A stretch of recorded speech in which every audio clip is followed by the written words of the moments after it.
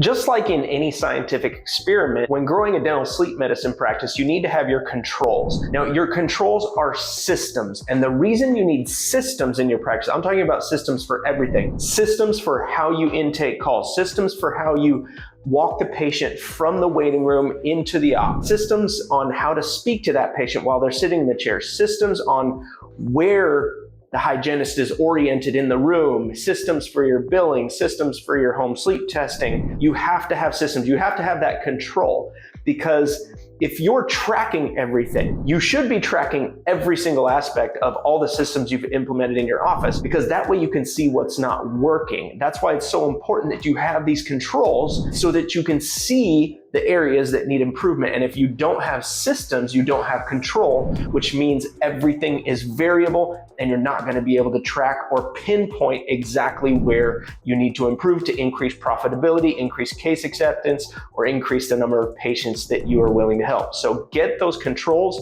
those systems in place so that you can measure.